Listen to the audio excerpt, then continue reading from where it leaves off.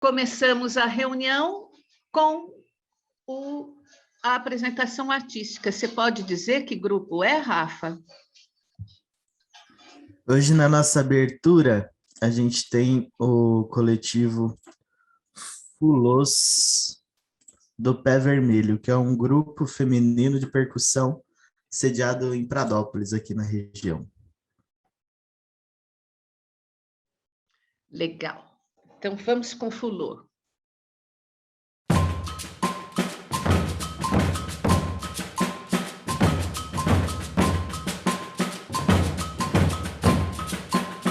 No nosso baque não há tempo de tristeza. Somos mulheres, somos guerreiras, cultivando a tradição. Peço licença pra saudar a mãe natureza. Somos frutos dessa terra, repassando ensinamento de raízes e floração.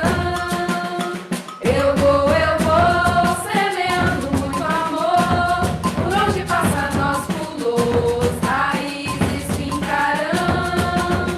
Eu vou semeando muito amor. Por onde passa nós pulos, raízes fincarão. E as mães negras, nosso muito obrigado por deixar o seu legado de resistência e dedicação. Seremos parte de todo esse ensinamento, enquanto a voz for instrumento, Fulosa saudarão. Eu vou semeando muito amor, por onde passa nós pulos, raízes fincarão. Eu vou semeando muito amor, por onde passa nós pulos, raízes fincarão.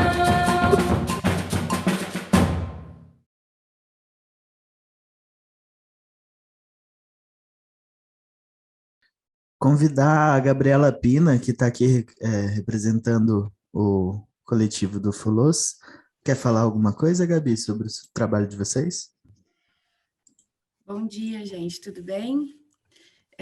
A Neia acabou de entrar aqui agora também, e ela faz parte das Fulos, ela foi a idealizadora do projeto. E, Neinha, quer falar, quer dar uma palavrinha aí sobre o nosso trabalho? Pode falar, Bi. Bom dia, pessoal. A gente vai falando junto, então, se ajuda.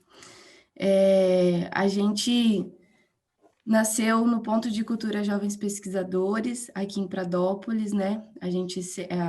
Todo mundo faz parte do projeto, e a gente foi se encontrando a princípio, né, para conversar sobre as questões que estavam pulsando dentro da gente no momento, para tocar um pouco, né, para batucar, porque a princípio a gente, né, só gostava de música assim, em si, não sabia nenhum ritmo, e aos poucos a gente foi se encontrando cada vez mais, e até que a gente descobriu o maracatu, e atualmente é o ritmo, né, que a gente está estudando, que a gente segue. E a gente, né, tem o grupo com 18 mulheres a princípio, e a gente está fazendo esse trabalho para... Alemou também. E é isso, a gente é um grupo aberto, um grupo de mulheres, e a gente tá aí na caminhada, aprendendo, se fortalecendo, a gente é daqui de Pradópolis, e é isso. Neinha, quer falar alguma coisa?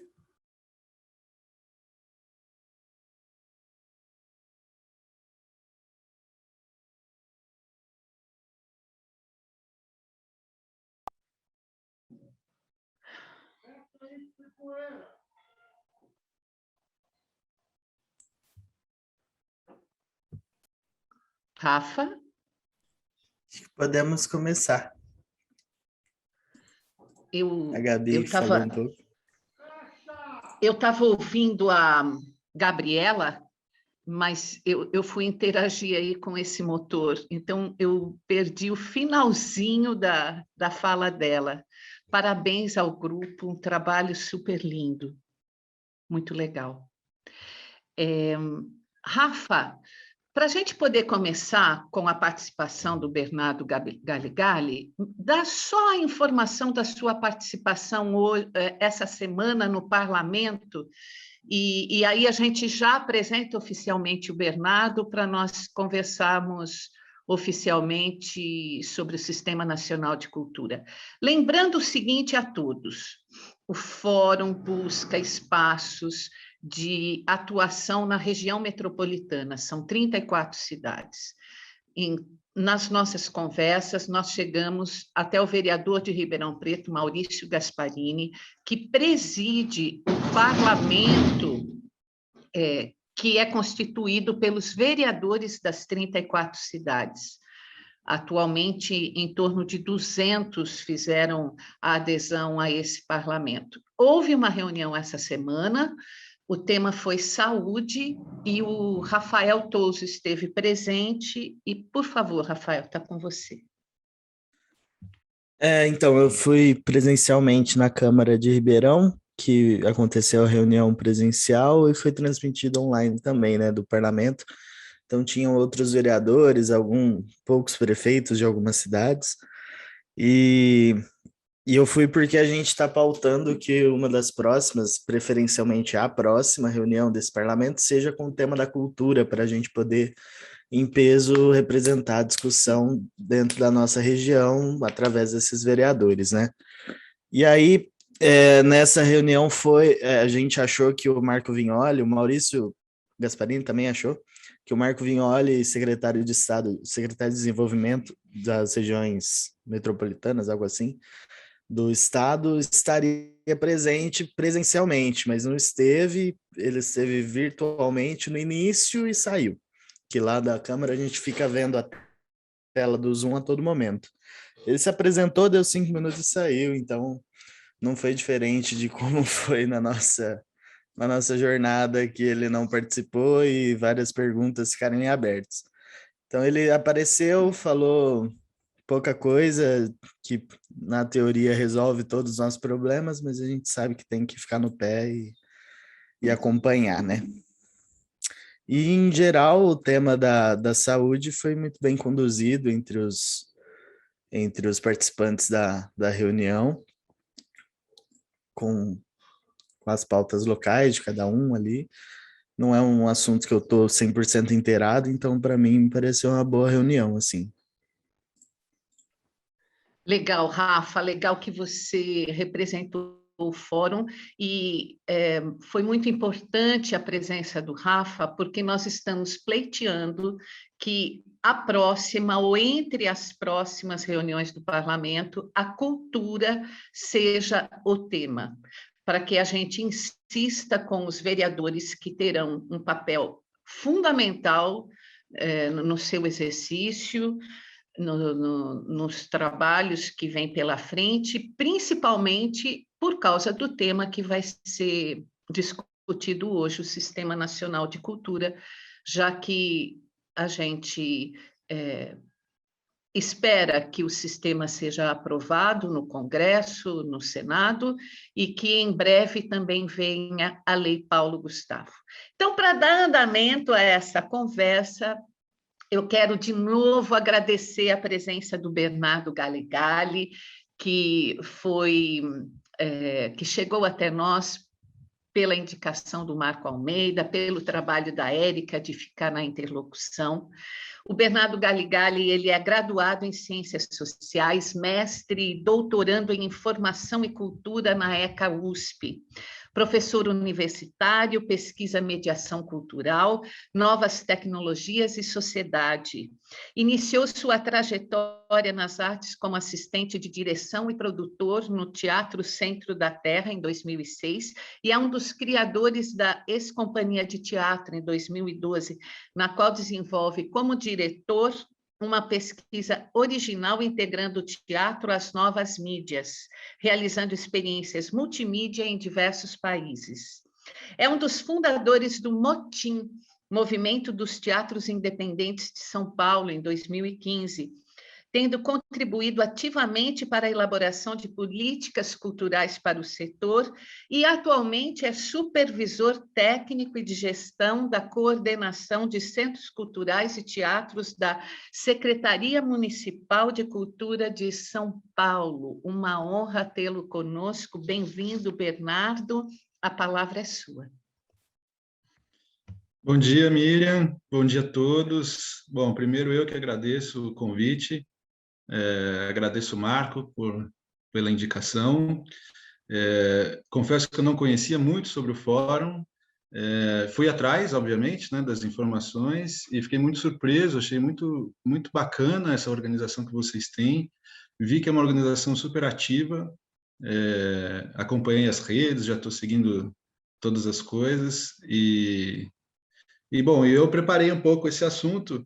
Acho que muito a partir também da minha experiência, tanto como docente, né, que eu acabei dando aulas de produção cultural na FMU, então a gente abordava leis de incentivo, esse sistema institucional, né, de cultura no Brasil e tal, como também uma coisa que eu venho cada vez mais me aprofundando, mas na experiência da gestão pública da cultura, né, e que realmente abriu muito meus olhos, porque, como você contou aí, eu comecei na cultura como artista e produtor, e aí agora eu estou do outro lado, né, do papel aqui, também agora no Estado, na Prefeitura, né, e aí a gente começa a entender um pouco mais sobre alguns trâmites, né, as dificuldades que tem na burocracia estatal, a vontade que tem muito das pessoas que estão na burocracia de fazer a coisa acontecer e que às vezes tem muitas complicações, os prazos, os tempos são outros, né? A gente que está do outro lado como sociedade civil tem uma pressa muito grande, principalmente acho que no setor da cultura, né? De que as coisas aconteçam, de que as políticas sejam aplicadas e elaboradas, só que tem um descompasso de tempo. Então acho que eu aprendi bastante estando nesses dois lugares, assim, sabe? Então, eu queria compartilhar um pouco aqui até dessa minha experiência com vocês.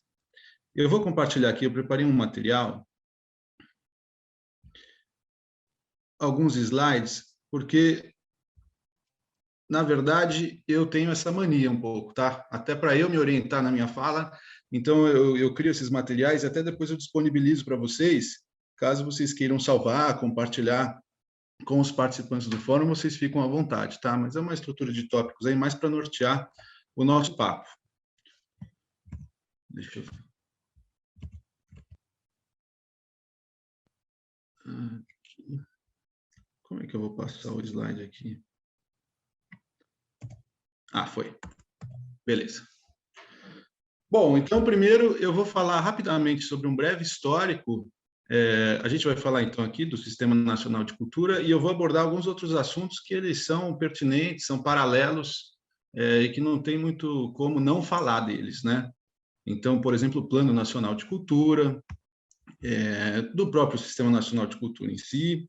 Vou falar desse breve histórico, né, de como a gente chegou na configuração atual dessa institucionalização, né, dessa política cultural. Como funciona o Sistema Nacional de Cultura. Vou falar muito brevemente também, porque até a Miriam, nesses contatos que eu fiz com a Érica, a Miriam falou muito bem, falou assim, olha, tem muito assunto para pouco tempo. Então, assim, todos esses assuntos, né, esses temas, eles podem virar um curso a longo prazo, sabe? Então, acho que aqui é um caráter introdutório, reflexivo, crítico, assim, sabe? Para a gente poder até debater depois, que eu acho que esse é o grande intuito do fórum e desses encontros, né? Então, como funciona o Sistema Nacional, como aderir ao Sistema Nacional de Cultura, né? Falar rapidamente também de alguns dados, informações sobre investimentos públicos na cultura e falar um pouco do Fundo Nacional de Cultura, que acho que diz diretamente ao interesse de todos, principalmente por conta da pandemia e dessa, tanto da Lei Aldir Blanc, né? Que vocês devem conhecer bastante até, que já foi executada, ainda está, né, em execução, como que a Miriam disse, a Lei Paulo Gustavo, que está tramitando no Congresso, certo? Bom, Breve histórico, esse aqui vai ser o maior, a viagem no tempo mais rápida que vocês já viram. A gente começa em 85 e termina em 2020 em 2 minutos. Mas é o seguinte, para a gente entender um pouco como que foi esse desenho, né, para a gente chegar onde a gente está hoje. Então, ali em 85, teve a criação do Ministério da Cultura. Então, a gente estava naquela fase de redemocratização e a criação do Ministério da Cultura. A gente ainda não teve eleições diretas, né? Lembrando que a gente teve só em 89 com a eleição do Collor, mas foi já um importante passo nessa redemocratização. E existia uma pressão da sociedade, né, para existir um Ministério da Cultura, estruturar um pouco esse setor dentro do poder público. Então, em 85 tivemos a criação. Em 86 tivemos a criação da Lei Sarney, que é a lei de incentivo fiscal que antecedeu a Lei Rouanet. Ela acabou não ficando muito conhecida, na verdade, ela acabou ficando conhecida por não ter funcionado muito bem, e as críticas que versam sobre ela muito em cima de uma falta de controle, de fiscalização. Então, assim, existia um intuito do Estado de promover um incentivo fiscal, né, o desconto no imposto através do investimento em cultura, mas a forma como isso se dava, a operacionalização disso não era muito clara, era muito aberta, e acabaram utilizando a lei de outras formas que não como incentivo à cultura, né? Em 88, a gente teve a inclusão do tema da cultura na Constituição Federal, né, versando sobre acesso, democratização do acesso à cultura, os direitos culturais, né, a proteção à cultura e às manifestações culturais, e bastante também sobre a proteção do patrimônio cultural, material e imaterial, né? Em 90, com a eleição do Collor, houve a extinção do Ministério da Cultura. Então, a gente teve um ministério que durou pouquíssimo tempo, isso porque foi se alterando a orientação que se tinha em relação à cultura, né? Então, a eleição do Collor, que era um governo que se pretendia bastante liberal, não entendia que exigia-se, na época, uma estrutura burocrática no Estado como o tamanho de um ministério, então ele foi extinto. No entanto, em 91, foi promulgada a lei do PRONAC. O PRONAC é o Programa Nacional de Apoio à Cultura, né? Dentro desse programa, previa-se o que a gente chama de Lei Rouanet, esse programa, mas previa-se esse mecanismo de incentivo fiscal, que usualmente a gente chama de Lei Rouanet, né? Que é a troca do imposto por um investimento em cultura, a criação do Fundo Nacional de Cultura e a criação de outro mecanismo que nunca foi regulamentado muito bem, que é o FICART. O FICART diz respeito, para vocês saberem, a uma espécie de participação nos lucros de algum produto cultural, assim, né? O Fundo Nacional de Cultura, ele prevê um investimento, mas a fundo perdido, assim. Então, é um repasse direto de verbas. E a Lei Rouanet é isso, é o incentivo fiscal, dinheiro de instituições privadas, né, que, num desconto de imposto, jogam isso para a cultura, projetos culturais. Em 92, depois do impeachment do Collor, teve a recriação do Ministério da Cultura. Então, só para vocês entenderem a institucionalização da cultura no Brasil como algo que não é nem tão recente e muito menos pouco atribulado, né? Bom, vamos dos anos 2000 em diante. Então, em 2003, era o ministro Gilberto Gil, ele instituiu o programa Cultura para Todos. O que era esse Cultura para Todos? Ele era uma espécie de preparação para o desenvolvimento do Plano Nacional de Cultura. Esse Cultura para Todos foi um grande seminário que passou por diversas regiões do Brasil, estados e tal, como uma forma de participação da sociedade civil, né? Então, uma ação de escuta do Estado para poder formular uma política pública para a cultura. Culminou em 2005 nessa primeira Conferência Nacional de Cultura. Até hoje, se não me engano, acho que a gente já teve 3, mas a primeira foi em 2005, e onde o grande tema, onde pautou-se o sistema, a partir dessa data também. Então, em 2006, foi celebrado esse protocolo de intenções. Em 2010, institui-se finalmente o Plano Nacional de Cultura, ou seja, ele foi formulado a partir da participação da sociedade. né? Desde essa primeira conferência, houveram conferências estaduais, municipais, e a partir disso desenhou-se o que é esse Plano Nacional de Cultura. Por que ter um Plano Nacional de Cultura, né? Acho que, como qualquer plano, o intuito é você organizar as ações ao longo do tempo, né? Você saber aquilo que você tem prioridade, estabelecer algumas metas. Isso, do ponto de vista da gestão pública, torna-se cada vez mais imprescindível, né? Ainda mais tendo em vista que a gente passa por sucessivas de posicionamentos políticos. Só uma coisa, se alguém quiser falar algo, fique à vontade de me interromper. Eu não estou vendo vocês, eu vejo aqui um outro rosto que aparece. Então, se alguém levantar a mão, alguma coisa, eu não vou ver. Então, vocês podem desmutar o microfone e falar à vontade, tá bom? Então, o que é o Plano Nacional de Cultura, afinal? Como eu disse, é isso, elaboração de estratégias e diretrizes para a execução das políticas públicas dedicadas à cultura. É uma organização desse pensamento do que se propõe a fazer enquanto política cultural no Brasil, né? Lógico que isso não partiu, de repente, do nada, da cabeça das pessoas. Então, fez parte do processo de construção do plano criar, né,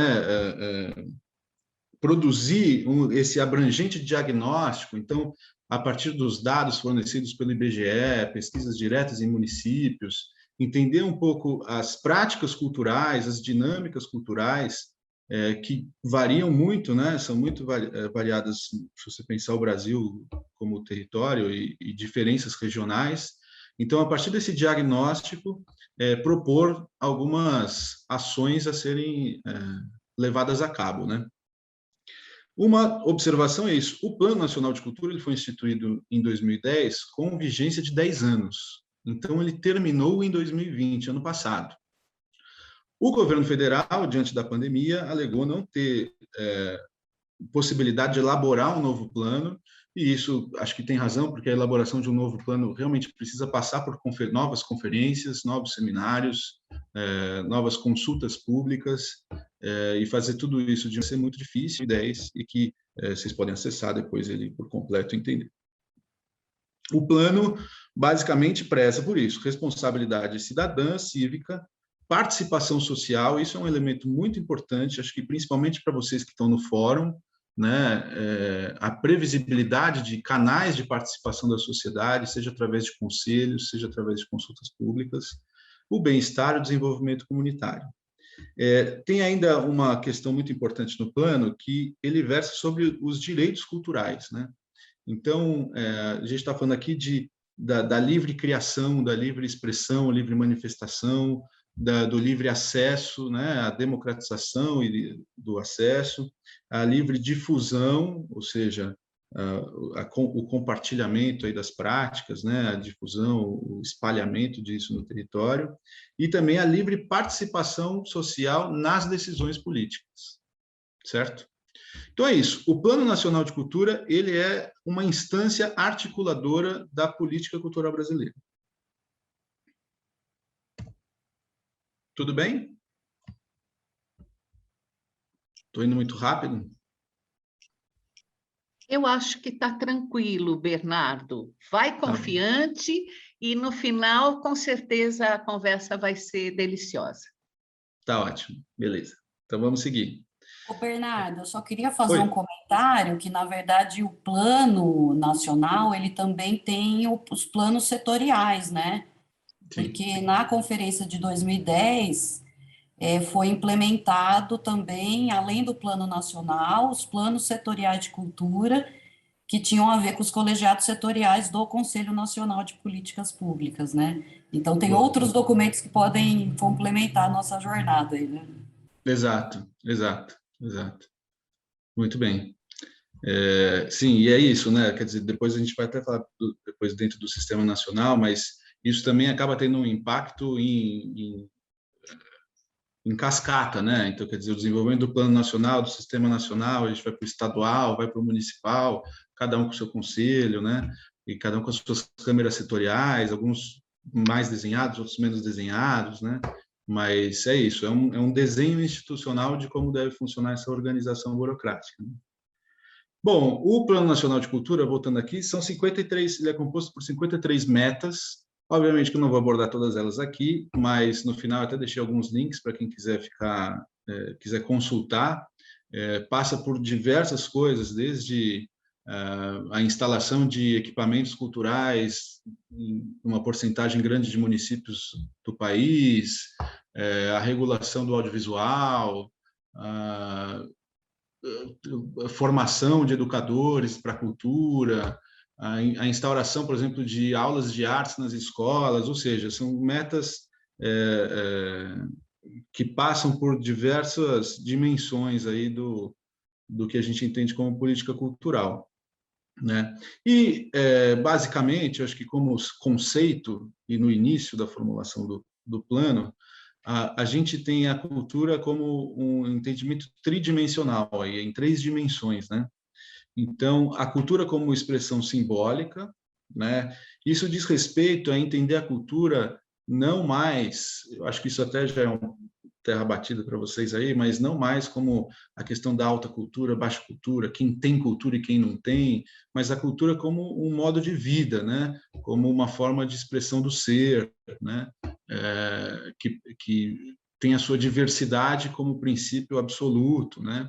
Então, a cultura, no entendimento disso como expressão simbólica, a cultura como direito de cidadania, né? Então, isso diz respeito muito ao acesso da sociedade, do público, aos equipamentos culturais, por exemplo, né?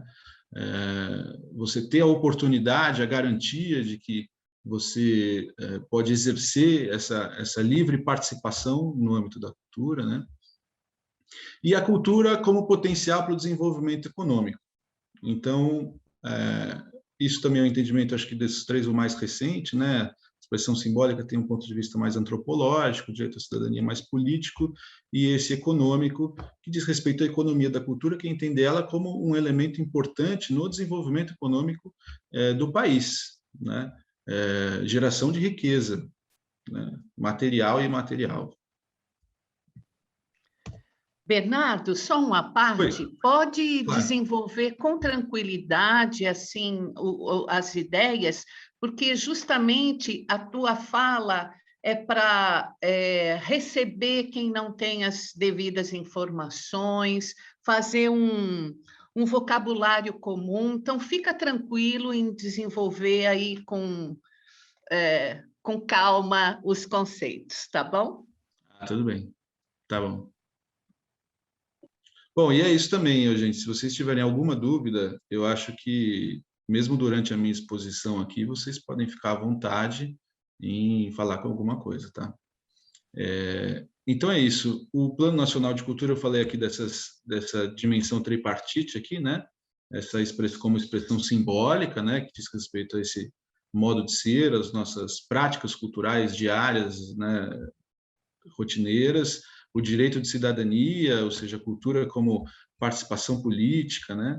E a cultura como desenvolvimento econômico, que ela também tem essa geração de riqueza como atividade econômica. Assim, né?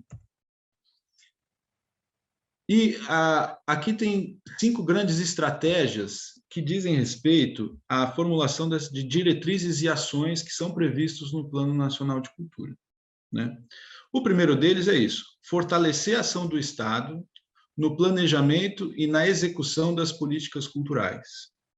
Ou seja, aquilo, resgatando um pouco o que eu falei no início, a ideia de você formular um plano dentro do poder público significa você criar uma previsibilidade de ações e prever o alcance, né, estabelecer algumas metas que você deseja alcançar como resultado.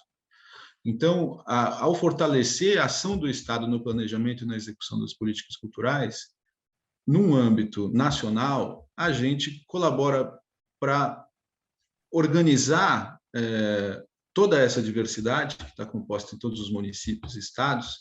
Então, nisso que entra, por exemplo, o Sistema Nacional de Cultura, que a gente vai falar a seguir.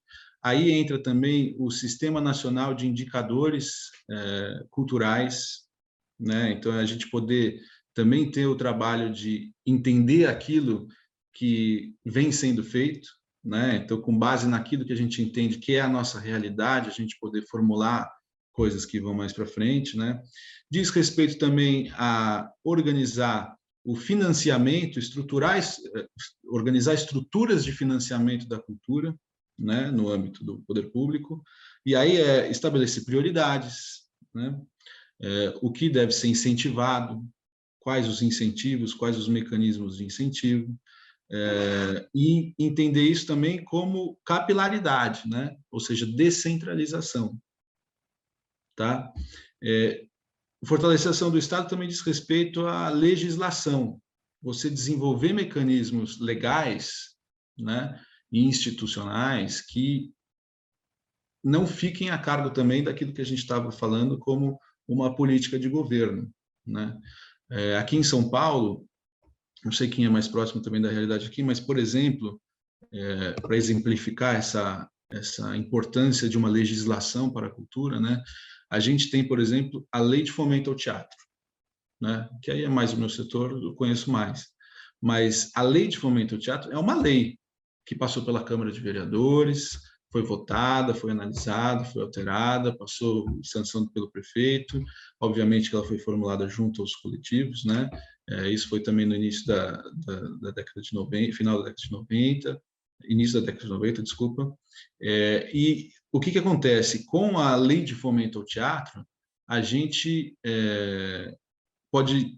cria-se uma certa segurança de que o recurso, né, que vai para ser gasto com o fomento aos grupos teatrais, vai ser executado anualmente, né?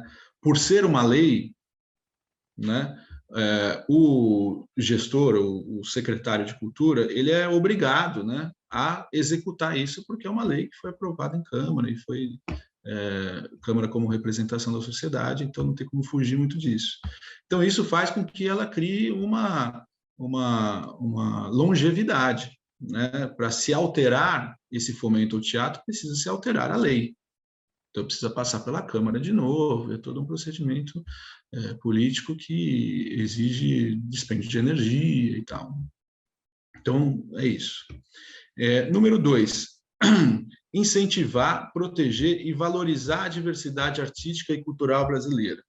Então, aqui a gente está falando de patrimônio, a gente está falando de criação, de conservação, né, de valorização do patrimônio artístico e cultural. A gente está falando também de estimular a reflexão sobre as artes e a cultura, né? Então, realização de pesquisas, de mapeamentos, de levantamentos de dados, né? E a gente está falando também de valorizar a diversidade, né? Ou seja, campanhas de ações culturais que garantam o respeito à diversidade, a valorização da diversidade e o reconhecimento da diferença, né? Número 3, universalizar o acesso dos brasileiros à fruição e à produção cultural, né? Isso diz respeito aos fluxos de produção cultural e à formação de público, né? Ou seja, também tem a ver com fomentar pesquisas sobre o assunto, né? Realização de programas educativos. Tem a ver também, e é uma parte que aí eu gosto bastante, com os equipamentos culturais, né? A criação, manutenção e valorização dos equipamentos. Quando eu falo equipamentos culturais, eu estou dizendo dos teatros, dos museus, dos cinemas, né? Dos centros culturais, das casas de cultura, tanto público como privado, né? E é isso, eu acho que desse ponto de vista de universalizar o acesso, diz respeito muito à ampliação desses espaços de cultura, né? E conservação, obviamente. E também aqui, universalizar o acesso dos brasileiros à fruição e à produção cultural, a gente está falando de difusão através das mídias, né? Então, de nada adianta se a gente não obter uma comunicação eficiente sobre essas coisas, né? E espaço para poder comunicar, né? Número 4, ampliar a participação da cultura no desenvolvimento socioeconômico sustentável. Aqui a gente está falando de trabalho, de capacitação do trabalhador da cultura, né? De assistência ao trabalhador da cultura, né? A gente está falando de estimular o desenvolvimento da economia da cultura através de investimento, né? A gente está falando de turismo cultural, né? E a gente está falando de uma regulação econômica. Essa regulação econômica ela pode ser muito importante para corrigir eventuais desvios regionais, setoriais que possam existir, né? Então, acho que entender a participação da cultura nesse desenvolvimento socioeconômico sustentável diz respeito muito a essa entendimento do que hoje em dia é chamado de economia criativa também, né? E o número 5, que a gente falou um pouco antes, consolidar os sistemas de participação social na gestão das políticas culturais. Reitero também que isso é muito importante. Eu acho que vocês, aí, enquanto fórum, estão bastante por dentro de como criar esses mecanismos de participação, que muitas vezes eles são muito bonitos no discurso, né? No interesse, vamos abrir para consulta pública e tal, mas aí é uma consulta pública que não é divulgada, ninguém sabe o que vai acontecer. Então, como que a gente consegue ficar vigilante e atuante dentro desse tema, né? Ô, Bernardo, bom dia. Oi. Bom dia. Então, eu sou o Neri, bom dia a todos e todas e todos. Sou o Neri, sou aqui de Santo André. Assim, é muito legal, assim, né? Ter assim, uma voz diferente que eu estou ouvindo falar de Plano Nacional de Cultura, né? Uma voz tranquila que está indo objetivamente nos pontos importantes, assim, né? Quando a gente, eu tenho, assim, discutido, pensado, né? Essa questão, né? Quando a gente fala de consolidar um sistema de participação social na gestão das políticas culturais e quando você fala de dimensão cidadã, elas estão juntas, envolvidas, né? Mas tem algumas pessoas que confundem a gestão administrativa com a gestão cultural na execução das políticas públicas e também na gestão dessas políticas públicas. E o que a gente sente é assim, a gente, aqui eu sou conselheirista do André, e a gente tenta fazer com que o município execute as metas, né, do Plano Municipal de Cultura. Mas a grande parte das pessoas que participam dos fóruns, do debate, geralmente são artistas e aí tem uma vida voltada para a arte, quer se sindicalizar, ter CNPJ e tal. E eles sempre vão ao revés disso, porque eles sempre estão tentando criar editais e não fomentar as metas dos planos municipais. E eles não entendem que, muitas vezes, quem faz a gestão ou a governança, como queiram falar, são os conselhos e os fóruns, né, que são demandas dos fóruns, que vão para os planos, que através dos planos chegam até os conselhos. E aí fica uma coisa assim, como você disse, porque eu queria chegar nessa última coisa que você falou. Fica muito bonito, às vezes, a gente falar, mas assim, a dimensão democrática que é de participação mesmo, de fato de decidir, né, que é um dos direitos culturais, que é o direito à livre participação dentro da gestão de políticas públicas, a gente acaba não conseguindo ter assim, porque a gente arruma um monte de percalços e pessoas que não conseguem entender esse sistema político nosso. Assim, eu não sei como que a gente muda. Eu estou fazendo essa observação porque é um negócio assim que eu até desisti já. Eu estou assim com 55 anos, quase 20, e eu já desisti assim, porque no fundo a gente cai no economicismo que nem fomenta a economia da cultura e nem fomenta a dimensão cidadã, né? E aí vamos para um outro caminho que eu não sei onde chegar, mas era justamente nessa coisa formal, bonitinha, elegante, que soa assim como música de manhã cedo, de domingo, né? Concerto para a juventude, mas né? Vem dessa ideia de concerto para a juventude, eu acho que, né? Mas não rola. Obrigado aí, desculpa a minha intervenção. Não, imagina, Neri, eu acho que é importante isso, porque realmente, às vezes a gente fica muito na teoria e na prática é muito diferente, né? Então, quando a gente fala de criação de instâncias participativas, parece que é um processo automático. A partir do momento que existe um conselho, acabou, está tudo resolvido, vai passar pelo conselho, participação social está garantida e assim vai. E a minha vivência que eu tive tanto no Motim, né, no movimento dos teatros independentes aqui em São Paulo, como agora vendo dentro da prefeitura, como que isso discorre, eu acho que é muito pertinente tudo isso que você está falando. Então, para te dar alguns exemplos assim da dificuldade que eu acho, né, de organizar a participação social, eu vejo muito eu reconheço muito a importância das lideranças, assim, sabe? Porque, no fundo, isso que você falou assim, a gente pega algum setor e aí eles falam de abrir edital, porque, no fundo, eles não têm um entendimento da política cultural como um todo, como a gente está tendo a oportunidade de estudar, de debater sobre, né? O que pega para aquele cara é assim, eu não consigo desenvolver minha atividade cultural e o Estado não está me apoiando, então cadê meu dinheiro? E é legítimo, né? Super legítimo. E agora imagina você multiplicar isso por todas as linguagens, multiplicar isso por todos os territórios, né, por mais diferentes que sejam. Quando você junta tudo isso, é uma ebulição de vontade política e de demanda política, né, e que tensiona muito com o poder público. Então, acho que tanto o papel das lideranças comunitárias, né, da sociedade civil, como o papel das lideranças dentro do poder público, precisa ter uma capacidade de articulação e entendimento muito grande disso tudo, né, para justamente transformar toda essa nebulosidade e que é urgente, né? Pô, ainda mais agora, esse período que a gente passou, vocês todos acompanharam, o sofrimento que foi para os trabalhadores da cultura, né? Imagina se não tivesse havido Lei Aldir Blanc, né? Então, assim, para pegar toda essa confusão e conseguir organizar dentro disso que a gente fala desse passo a passo da política, né?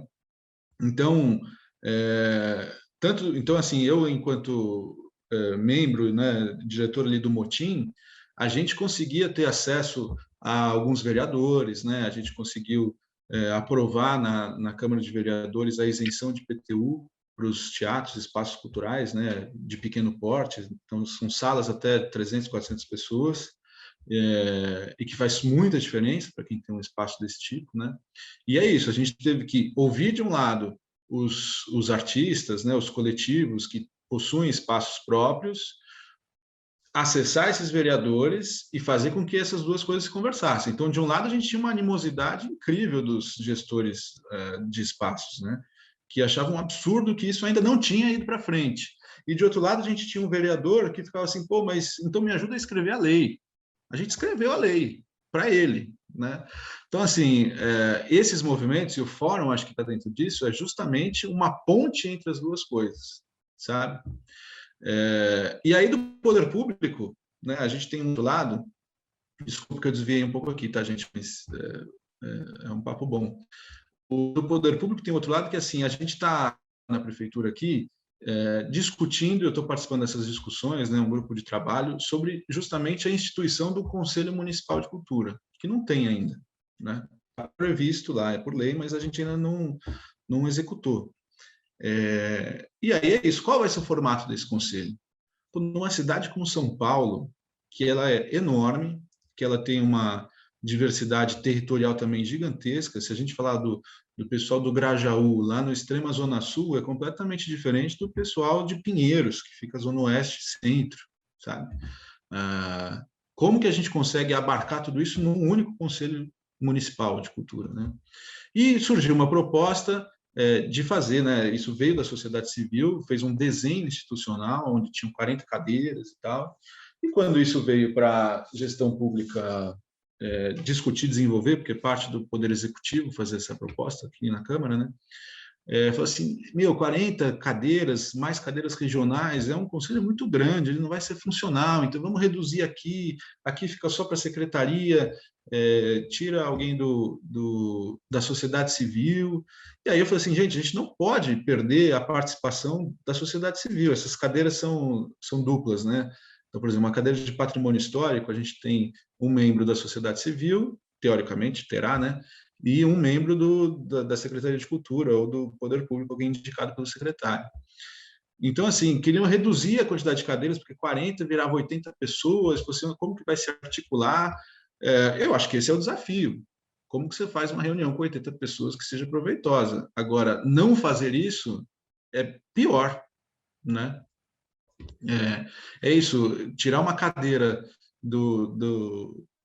da sociedade civil de patrimônio histórico, onde a gente teve recentemente botaram fogo numa estátua do Borba Gato, não sei se vocês chegaram a ver, que era um bandeirante, né? E era um movimento periférico que queria abertura para discutir essa simbolização de quem foi um genocida lá para trás. Então, ou seja, é uma polêmica muito grande que a sociedade precisa discutir. Como que você tira uma participação da sociedade civil numa cadeira no Conselho Municipal de Cultura de Patrimônio Histórico, sabe? Então, enfim, para fechar um pouco isso, eu acho que eu entendo muito até o seu cansaço, essa coisa, também já passei por isso. Infelizmente, não tem outra forma, né? A gente tem que lidar com esse tipo de vontades, reconhecer que elas são legítimas, eu acho, né?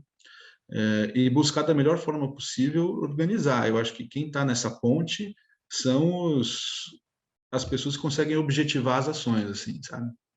E é isso. Para isso tem que ter conhecimento também de como funciona a institucionalidade, né? Então, assim, o que eu tenho que falar com o vereador? Posso falar só a minha vontade. Agora, se eu chego com mais conhecimento a fundo, falo assim, não, você vai fazer um projeto de lei, está aqui, já conversei, olha os dados, como que está, olha como está sendo prejudicada essa atividade cultural, tudo isso dá substância, né, para uma apresentação. Tudo bem?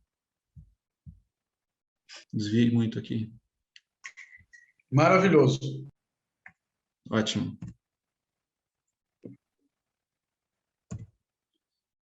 Então, seguindo. Então, segundamente, então vamos falar finalmente de Sistema Nacional de Cultura. A gente falou um pouco do plano, né? O plano prevê essas metas, essa organização, e o sistema, ele é a organização em si, né? Ele é justamente o instrumento que possibilita essa gestão das políticas públicas de cultura, democráticas e permanentes, como que está escrito aí, e pactuadas entre os entes da federação e a sociedade, né? Ou seja, através do Sistema Nacional de Cultura que executaremos o Plano Nacional de Cultura. Entendeu? Ele é um meio do caminho, né? E o que ele congrega, o Sistema Nacional de Cultura? Os estados, os municípios, a sociedade civil e a federação, país, né? O governo federal. Tudo isso dentro de uma perspectiva de um regime de colaboração, né? Ou seja, onde esses múltiplos atores dentro do Sistema Nacional de Cultura podem dialogar, né? De uma forma descentralizada e participativa. Isso também é um princípio muito importante. E, obviamente, com o objetivo de promover o desenvolvimento humano, social, econômico e o pleno exercício dos direitos culturais, assim como preza no plano. Certo? Então, quais são os componentes do Sistema Nacional de Cultura? Eu vou falar rapidinho todos eles, depois eu paro um pouquinho para explicar cada um, tá? Na verdade, não cada um, mas tem uma formatação que isso essa é a organização do Sistema Nacional de Cultura. O Sistema Nacional de Cultura, a ideia é que replique-se essa organização tanto nos estados como nos municípios, né? Só que tem uma diferença um pouquinho básica entre um e outro, né? Então, assim, os componentes do Sistema Nacional de Cultura, temos o órgão gestor, ou seja, o Ministério da Cultura, ou Secretaria Especial da Cultura, é o órgão que encabeça a política cultural nacional, né? O Conselho de Política Cultural, então, eles têm um Conselho Nacional de Política Cultural. A instituição de um Sistema Estadual de Cultura prevê um Conselho Estadual de Política Cultural, né? No município, a mesma coisa, o Conselho Municipal de Política Cultural. Tudo isso, lógico que criado não de um dia para o outro, né? O desenvolvimento disso também é uma tarefa árdua, né? Eu tive a oportunidade de participar de 2 bancas de defesa de trabalhos de conclusão de curso, de um curso de especialização, que era sobre planos de cultura, onde gestores, não sei até se vocês já ouviram falar, mas era ministrado na USP pelo LAICIS, é um laboratório que quem fica à frente é o professor Milanese lá, um curso de especialização que foi voltado para os gestores públicos da cultura do interior de São Paulo. E o intuito era, assim, municiá-los de informações para eles desenvolverem os planos de cultura de suas próprias cidades, sabe? Então, assim, você pega um plano de trabalho, né, um cronograma de implantação do plano, ele é a longo prazo, porque é isso, ele tem que iniciar ouvindo a população. Então, criar essas esses espaços de escuta, essas conferências, esses seminários, essas consultas públicas, né? Para aí sim, a partir dali, desenhar ou redesenhar aquilo que estava sendo proposto, e aí aos poucos ir institucionalizando a coisa dentro da prefeitura, né? Então é isso, voltando aqui. O órgão gestor, né, o Conselho de Política Cultural, as conferências de cultura, né, como instâncias participativas diretas da população, um plano de cultura, a gente está falando nacional, mas também estadual e municipal, um sistema organizado de financiamento à cultura, né? Isso diz respeito à criação de um sistema de financiamento, do ponto de vista legal, resgatando um pouco o que eu falei sobre a lei de fomento ao teatro, é você estabelecer regras permanentes de fomento, porque aí você não fica, desculpa, numa instabilidade política de saber se a atividade cultural vai ter fomento, vai ter financiamento, aonde que vai, o que não vai, então tudo isso fica desenhado, quem entra tem que executar. Lógico que existe um espaço para alguma moldagem, mas sem muitas aventuras radicais, sabe? E aí eu botei uns asteriscos aqui em alguns pontos, porque esses não pertencem muito a, quando a gente fala, a uma dimensão dos estados e dos municípios, né? Não obrigatoriamente, né? Então, assim, um sistema de informação e indicadores culturais. Isso a gente tem do ponto de vista nacional. Não é obrigatório ter estadual e municipal. É recomendado, obviamente, né? É isso, o levantamento de dados, né? A organização disso em informações, o compartilhamento dessas informações para com a população, tudo isso é muito importante para o próprio desenvolvimento do plano em si, né? Programas de formação na área da cultura também não é obrigatório, porém recomendado, mas isso existe dentro do Sistema Nacional, é um componente dentro do Sistema Nacional de Cultura. A comissão intergestores, então assim, o que é essa comissão intergestores? Entre os gestores das diversas âmbitos da federação, né? Para justamente existir um diálogo, um alinhamento.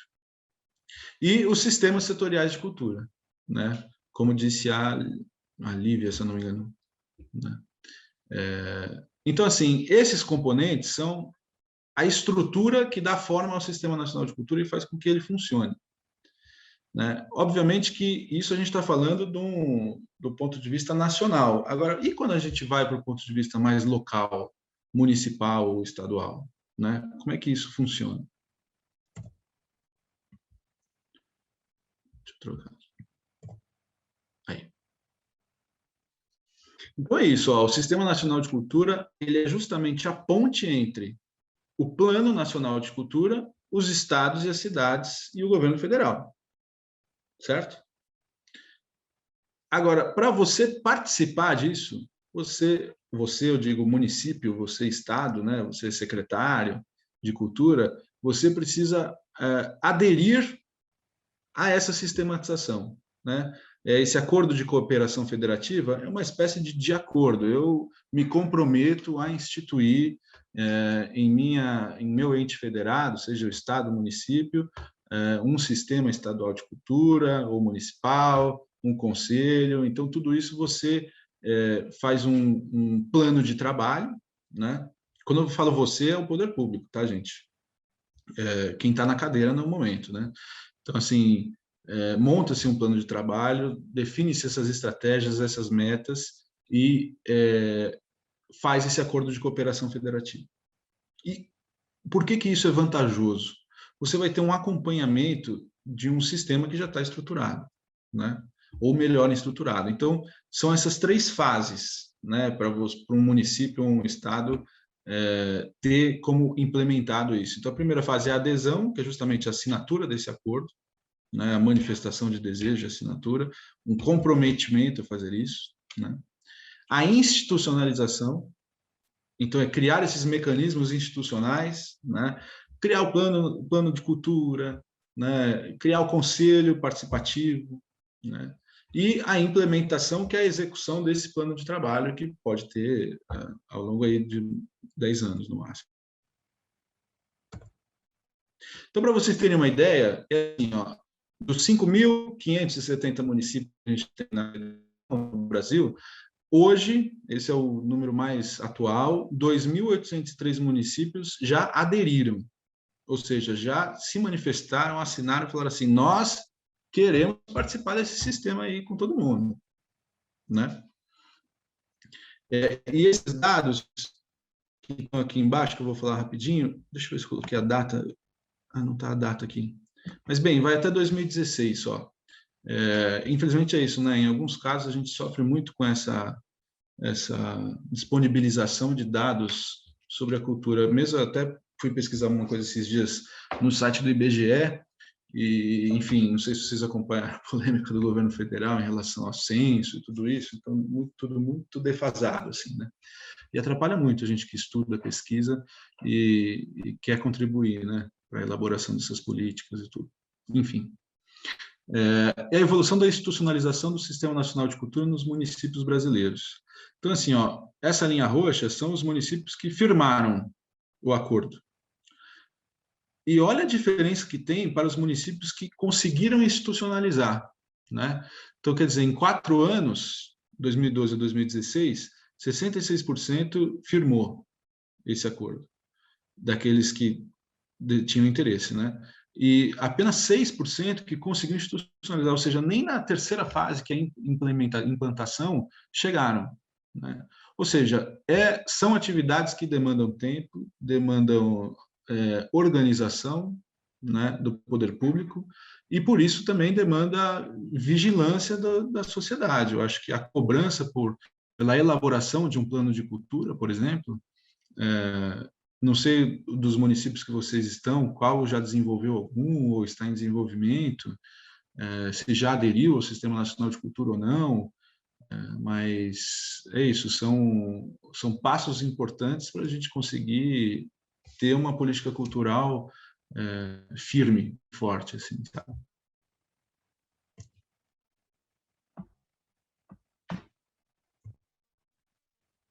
Aqui eu trouxe mais alguns números, então, esse também é atual. Deixa eu só tirar esse menu aqui da frente. Então, só para vocês terem uma ideia, obviamente ixi, eu rabisquei aqui, é isso? Só para vocês terem uma ideia, deixa eu ver se sai, se eu voltar aqui. Não sei como é que eu vou tirar esse rabisco. Enfim, depois eu vou disponibilizar esse material. Então, para vocês terem uma ideia da porcentagem de municípios que já firmaram esse acordo de cooperação federativa dentro do Sistema Nacional de Cultura, né? Então, São Paulo, onde todos estamos,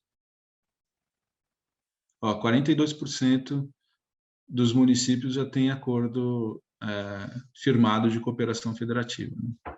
645 municípios. 42% de 645.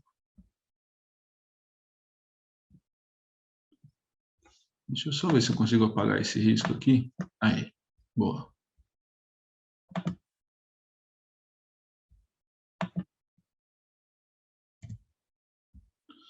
Então, aqui, por que aderir ao Sistema Nacional de Cultura, né? Então, é isso, a gente organiza essa gestão das políticas culturais da melhor forma, de uma forma qualificada, tal. A sociedade pode começar a participar da gestão pública da cultura, ou seja, aquilo que estávamos falando antes, de exercer esse papel de cidadão, né? A adesão ao Sistema Nacional de Cultura pode ser um dos requisitos para participar dos editais do governo federal. Então é isso, você começa a desenvolver um ecossistema, né, estruturado, nacional de cultura, onde diversos entes federativos participam, a facilidade com que você institui mecanismos de fomento, de repasse de recursos, dentro daquilo que você já tem um acordo de cooperação, você já tem um funcionamento lógico semelhante, é muito mais simples, muito mais custoso, né? Do ponto de vista da gestão pública, né? O Estado ou o município fica preparado para receber recursos federais via Fundo de Cultura, quando esse for regulamentado, quando o Fundo de Cultura for regulamentado tanto no município e tal. Então, resgatando, a gente acabou de falar sobre por que aderir ao Sistema Nacional de Cultura, né? Falei, então, desse projeto de lei que está tramitando na Câmara e que diz respeito a uma descentralização da execução do Fundo Nacional de Cultura, né? Que a gente vai falar a seguir. Então, antes de falar do fundo, eu trouxe alguns dados sobre investimento em cultura, muito gerais, tá? Depois eu até trouxe uma coisa da região metropolitana que eu encontrei na internet, também a título de curiosidade, aí para vocês também saberem, quem não sabe e tal. Mas, assim, olha aqui, 1,1 bilhões de dólares, a gente está falando aqui, né? São gastos da União na cultura. A gente está falando aqui de 2013, a data não ficou aqui. 2013. Está aqui, ó. Os estados gastam quase 2 bilhões. E os municípios também quase 2 bilhões. Ou seja, os gastos já em cultura, eles, de certa forma, estão já mais concentrados naqueles mais próximos à atividade fim, né? Que são os estados e os municípios, né? Isso talvez possa contribuir para esse pensamento dessa descentralização do Fundo Nacional de Cultura, ou seja, quem deve decidir de fato aonde, como, em que sentido esses recursos serão investidos, né, que são captados ali no fundo, tem que passar pelos estados e municípios, porque são eles que fazem um investimento maior em cultura. Esse é um ponto de vista. Então, assim, a gente está falando de 4,8 bilhões de dólares da despesa total do Brasil em cultura em 2013. Isso significou 0,2% do orçamento do país, né? No entanto, de 2003 a 2013, a gente pode entender que teve um aumento de 16% anual, né? Isso a gente está falando não só de União, a gente está falando também de estados e municípios do Brasil inteiro, né? Se a gente falar só de União, ó, a gente está falando de 21 programas federais dentro da função, né, a função orçamentária da cultura, né? Onde 94% desses 21 programas, né, foram gastos federais e 6% só funcionaram como transferências regionais. Ou seja, a partir desses dados, a gente consegue entender, tudo bem que eles estão meio desatualizados, aí 2013, mas a gente consegue entender que existe uma centralização um pouco dessa gestão de recursos por parte da federação. E é isso. Será que não seria interessante deslocar um pouco esse processo decisório de onde vai ser investido para os estados e municípios, que no fundo é quem tem a população mais próxima, né?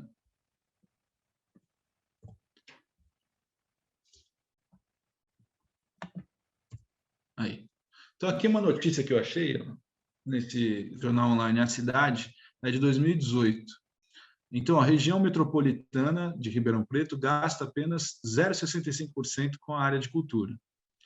Então, a sede da região, o Ribeirão Preto gasta ainda menos do que a média, 0,5%. E lá na ponta da tabela, o líder, Monte Alto, que gasta 2,7% do seu orçamento em cultura. Obviamente que isso não significa... não é um significado absoluto, né? Esse investe menos, se importa menos. A gente está falando, sei lá, 0,5% de Ribeirão Preto, com certeza também em números absolutos, em reais, é muito maior do que 2,7% de Monte Alto, né? Mas nos ajuda a entender um pouco a diferenciação que se dá nessa lida com a política cultural nessas regiões, né? Nessas cidades, municípios. Então, dos 34 municípios da região metropolitana, 24 direcionaram menos de 1% para a cultura em 2017. Ribeirão Preto está embaixo, com 0,5%, a liderança de Monte Alto. Juntos, os municípios gastaram 5 bilhões de reais em 2017, né? Essa notícia de 2018. Desse montante, 33 milhões foram registrados na rubrica da cultura.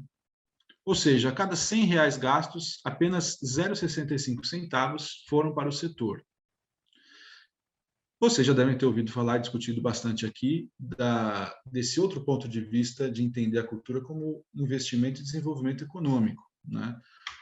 Que isso acabou aflorando mais nos últimos anos, inclusive a partir de dados, né? Tem o famoso registro de que, assim, a cada R$1 investido em cultura, você tem um retorno de 4, né? Discutem se é 3 ou 4, mas é 4. Então, assim, também vira uma justificativa de cobrar um investimento maior em cultura, né? Porque antes parecia que era uma despesa, não era investimento. Então, entender a cultura como um investimento, não como despesa, é justificado nos dados, né?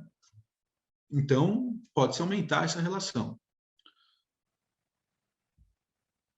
Em relação à soma de gastos cadastrados também na função turismo, porque é isso, tem muitos municípios, principalmente os menores, que obviamente não tem uma estrutura burocrática complexa a ponto de ter um departamento exclusivo de cultura, ter um departamento exclusivo de educação, exclusivo de turismo, isso às vezes se junta, né? Então aqui esses dados eles pegaram também a função turismo, já que é isso, o setor turístico é atrelado muitas vezes nos estados ao setor cultural, né? E aí o contexto melhora um pouco. 22 prefeituras destinaram menos de 1%, então não mais as 24, 22 gastos para os setores, ou seja, a cada R$100, 70 centavos.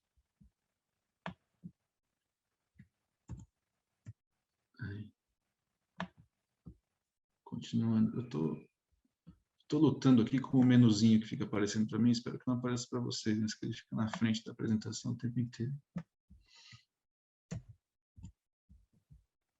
A gente não aparece, não. Não, né? Ah, menos mal, porque eu fico mexendo ele para lá e para cá toda hora. Enfim, vamos lá.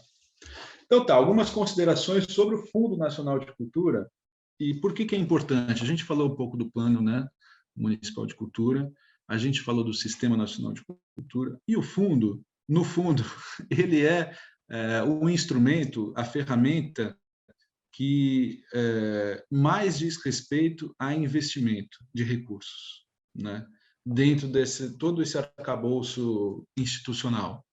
E ele sempre foi jogado muito para lá, muito para cá, entendimentos, ele é pouco utilizado, ele é mal utilizado, ele não é utilizado, ele precisa ser utilizado, como que ele pode ser utilizado, precisamos que ele seja utilizado, né? Então, assim, essas discussões todas fez com que o Fundo Nacional de Cultura tivesse uma proeminência no entendimento de uma boa política cultural para o país, né? A gente precisa, de fato, de alguém e de um destino para isso ser eficiente. Então, eu trouxe aqui alguns dados para vocês de valores liberados entre 2009 e 2019 pelo Fundo Nacional de Cultura, né? O investimento do fundo também prevê a mesma coisa que o plano, né?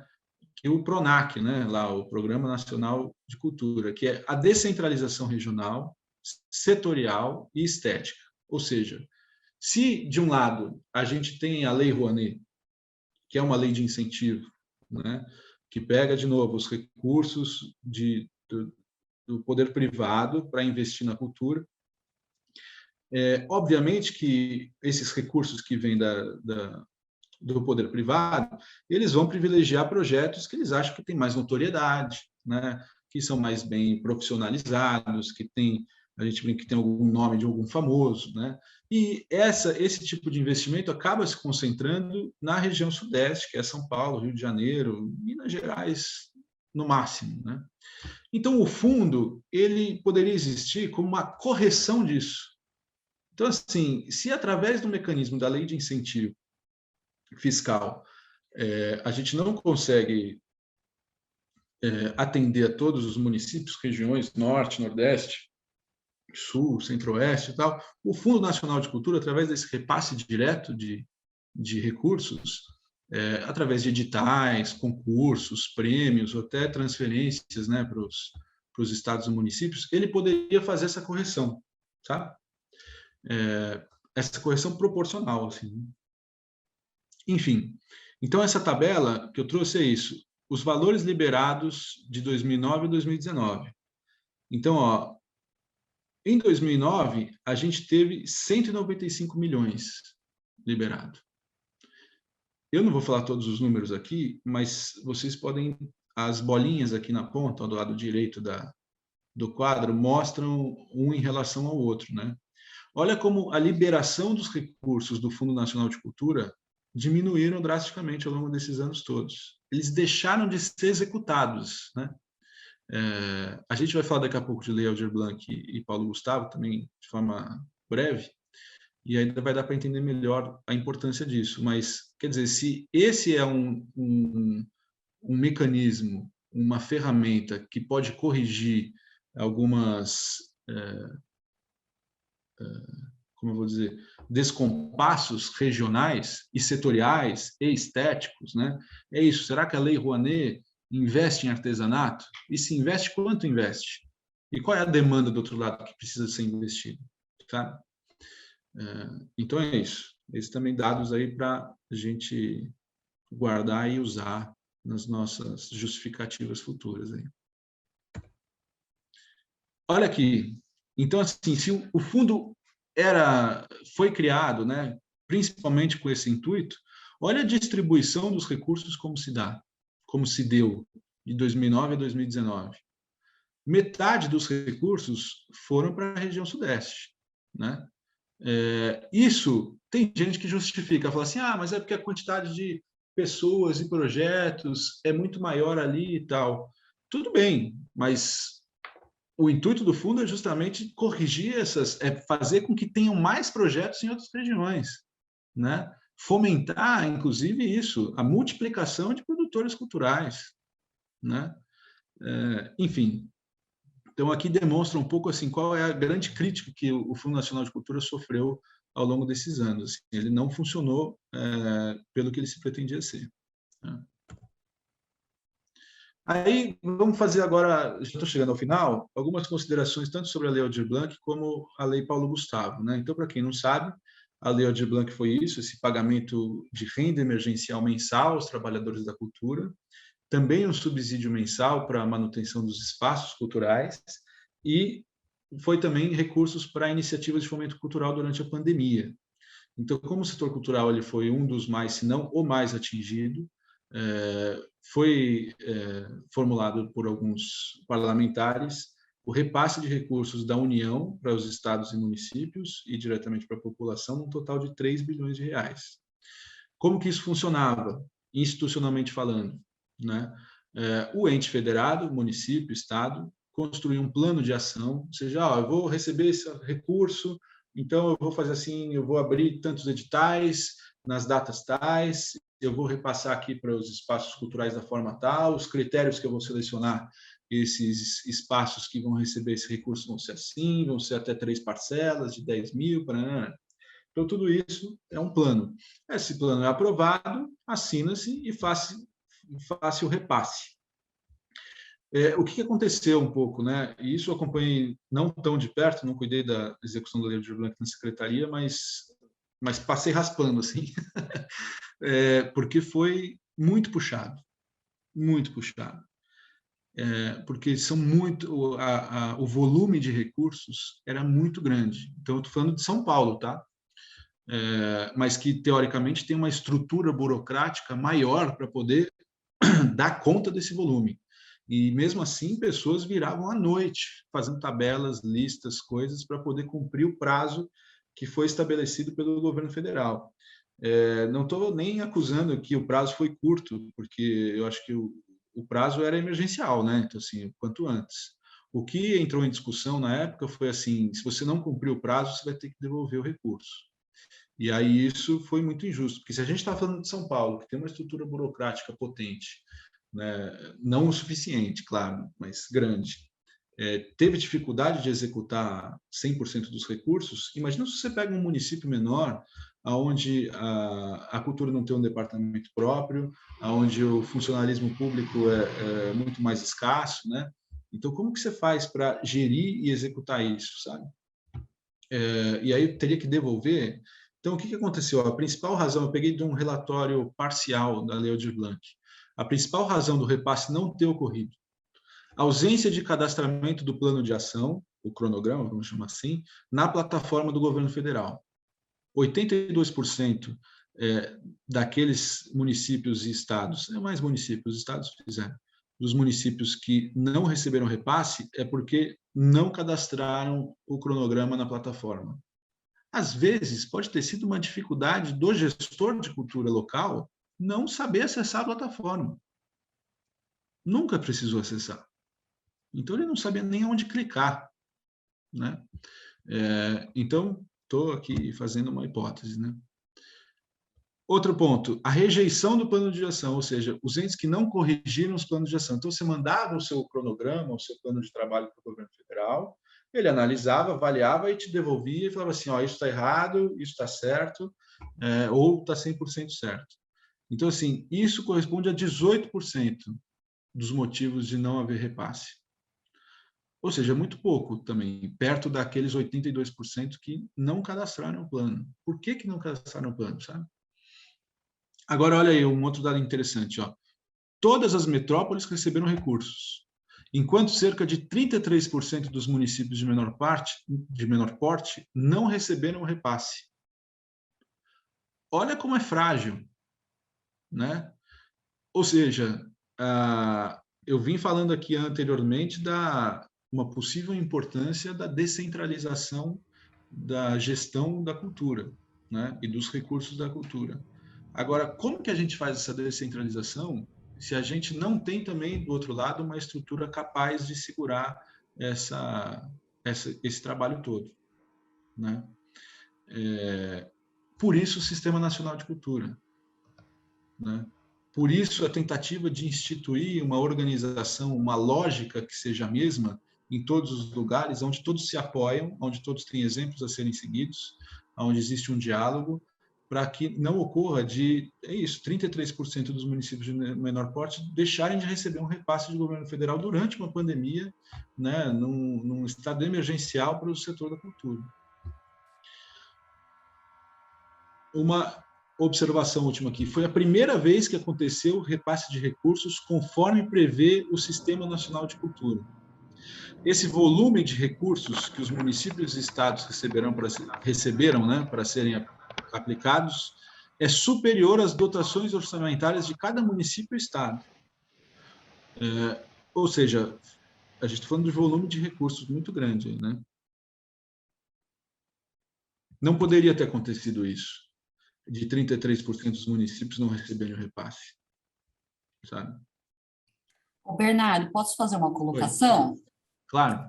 Eu estou analisando os dados lá da adesão ao Sistema Nacional de Cultura naquele gráfico.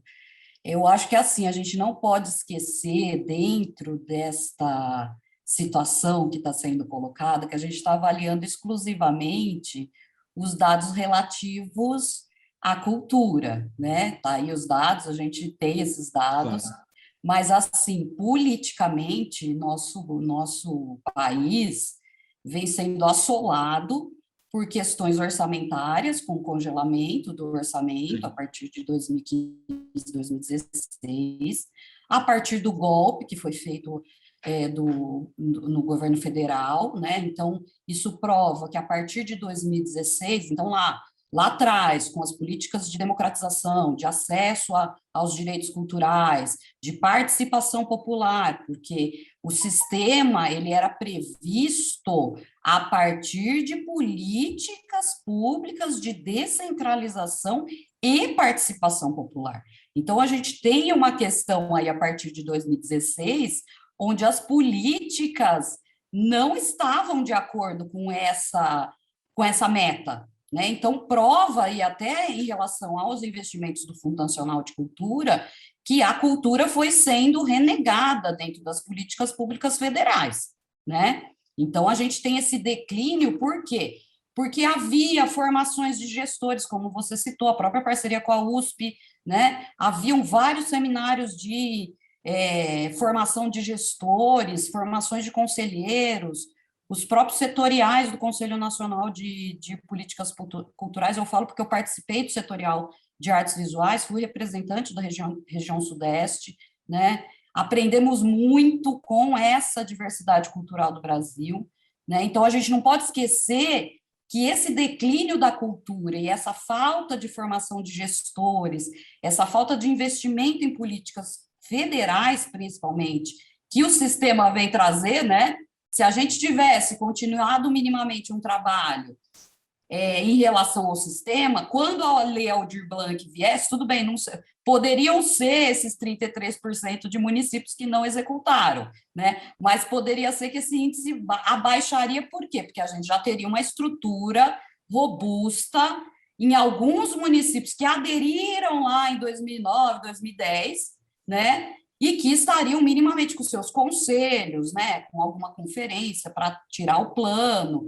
Então, eu só quero situar, porque eu acho que essa coisa externa à cultura é importante, né, porque Sim. hoje a gente discute a Lei Aldir Blanc sabendo que a lei foi fomentada pela sociedade civil, junto ao Sim. legislativo, não foi uma política pública, não Sim. foi uma política pública do governo federal.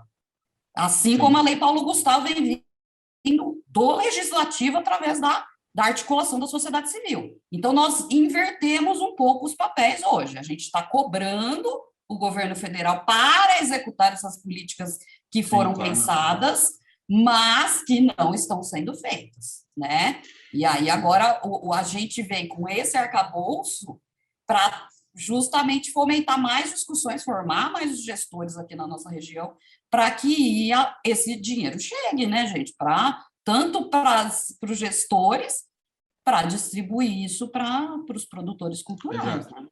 Não, eu acabei pulando um pouco o contexto político, até depois que eu fechei o PowerPoint, eu vi que no breve histórico, eu parei em 2012, um pouco depois, e faltou dizer que é isso, com a entrada do Temer, a gente extinguiu de novo o Ministério da Cultura. Né?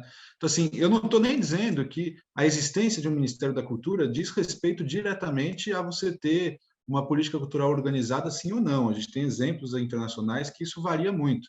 Mas no Brasil, sim. Aqui diz respeito.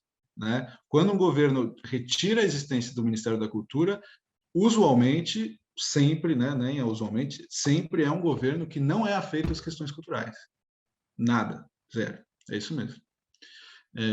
E, obviamente, eu acho que a gente teve uma oportunidade aí no começo dos anos 2000, né, até entrar na segunda década, assim, de muita escuta, muita participação da sociedade, realmente. Eu acho que, inclusive na cultura, acho que sempre é assim. A cultura, por mais que pareça ser um setor menor dentro do orçamento do Estado, né, às vezes relegado a isso, a uma secretaria especial ligada da ponta do turismo ali, mas os trabalhadores da cultura, quem se envolve, os produtores e tal, são politicamente ativos, assim, sabe? E eu acho que toda a movimentação, inclusive na primeira década dos anos 2000, também surgiu esse processo de escuta. Tá certo, eu tô assim, ó, caíram no conto do Vigário aí da Rede Globo de novo. Foi assim com o Collor, foi assim com o Sarney, sim. Foi assim com o Fernando Henrique, foi assim com o Itamar. Sim. Oxi. Quem não lembra? Né? Verdade. Peri, eu não sei se você está conversando conosco ou se está vazando o áudio. Perdão. Imagina ele. Quase casou aqui. O discurso que você estava tendo aí estava bem afinado até. Bernardo, só uma licença.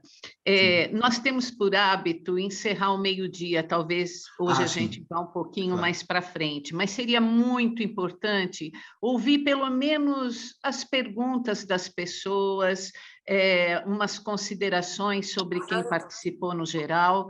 Então, se você puder partir para a finalização, para a gente ainda ter alguns minutos para que as pessoas façam suas considerações, e com certeza todo esse material ele vai render muitos frutos para nossas conversas posteriores. Está com você. Não, com certeza. Inclusive, esse é o último que eu vou falar aqui. Desculpa, eu nem me atentei aqui no tempo. Mas é o seguinte, então a gente falou um pouco da Lei Aldir Blanc, a gente estava discutindo até essa estruturação e como que isso foi, essa falta de um olhar para a cultura foi prejudicial, né, e culminou até nisso, né, em alguma parte dos recursos não terem sido executados na Lei Aldir Blanc. E a gente tem agora em vista a Lei Paulo Gustavo, né, que está em tramitação, também é isso, como lembrou bem a nossa amiga, que ela é uma demanda da população organizada, da sociedade civil organizada, que chega no parlamento e que pressiona e que organiza para isso acontecer, né? Então, está no Senado, se não me engano, a Lei Paulo Gustavo, ainda vai para a Câmara e depois... está aqui, está tramitando no Senado, vai passar para a Câmara para depois sanção do presidente. Prevê 4,3 bilhões, ou seja, a Aldir Blanc previa 3, mas desses 4,3 bilhões, 2,8 bi, por enquanto, né, se não tiver nenhuma mudança assim, seria diretamente para o setor audiovisual. Toda vez que eu vou para você. Oi? Acho que foi uma... Então, seguindo, esses recursos também vêm do Fundo Nacional de Cultura. Então, é isso. A execução do Fundo Nacional da Cultura, ele foi exigido, ele foi obrigado, ele foi constrangido a ser executado, né? Muito por conta do período pandêmico. E aí, isso trouxe reflexões e impactos no entendimento disso. Então, eu peguei aqui 2 falas de 2 parlamentares sobre isso. Então, assim, a Lei Aldir Blanc universalizou o acesso do Fundo Nacional e precisa ser transformada na regra definitiva para a destinação de recursos do fundo aos entes subnacionais. Outra fala. A Lei Aldir Blanc nos ensinou que estados e municípios que dispõem da estrutura mínima, que inclui o Conselho, o Fundo e o Plano de Cultura, tiveram condições mais adequadas de atender os atos emergenciais para o setor em um momento tão desafiador. Então, eu fecho com essas 2 falas, que eu acho que percorre todo o nosso trajeto aqui de hoje, e passo a palavra para vocês, mas é isso. Tanto a Lei Aldir Blanc nos mostrou como gerir esse Fundo Nacional de Cultura, como poderia ser uma boa prática disso, como também mostrou na outra ponta, né, que não do fundo, mas lá na outra ponta, a estrutura mínima que é necessária e que diz respeito a essa institucionalização desses mecanismos que favorece com que uma política cultural consiga ser melhor executada. Tá bom? Aqui deixei alguns links de referência e é só. Passo para vocês aí. É só, é muito. Bernardo, muito obrigada por todo esse material que você repartiu conosco. Eu já vou dizer sim, queremos esse material, por favor, envia para a Érica, ela reparte depois com a gente. E muito agradecimento, porque a gente tem tido essas reuniões constantes aos domingos. Nós estamos acreditando na participação social, no trabalho que a gente pode realizar e nos frutos que a gente pode colher. Então, para não delongar, nós temos por hábito, quem quer falar, coloca no chat, fala, pergunta. Quem tem um comentário apenas a ser feito, pelo breve tempo que a gente tem, escreve no chat e aí o Bernardo já pode dar também essa contribuição. Lembrando sempre, gente, por favor, sejam breves na colocação.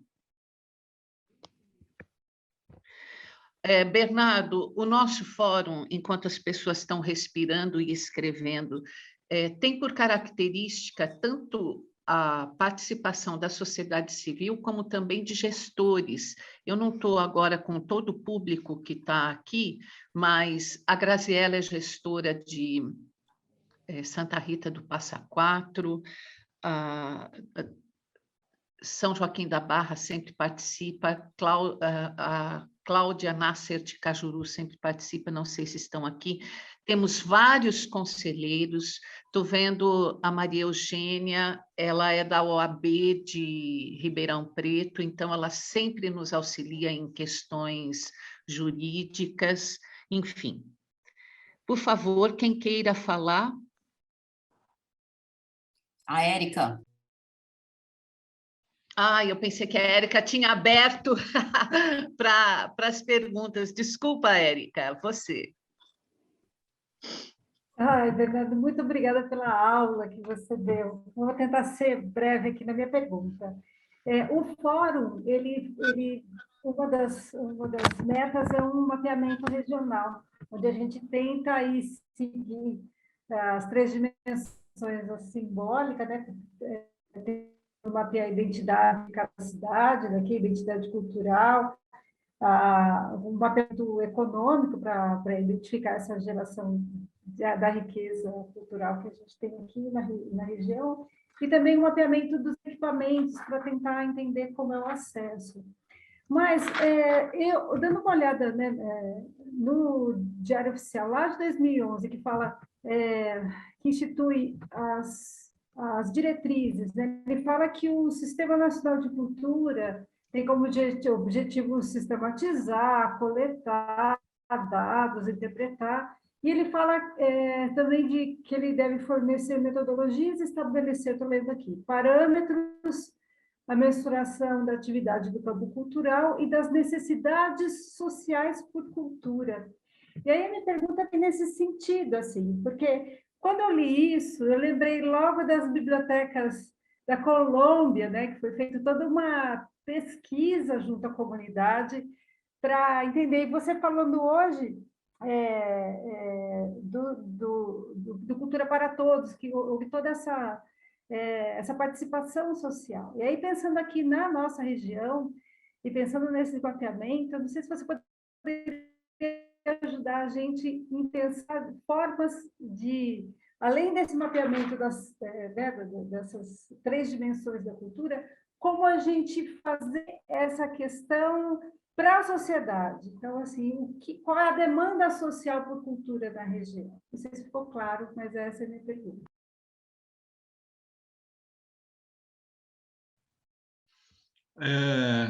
Entendi, sim, Érica.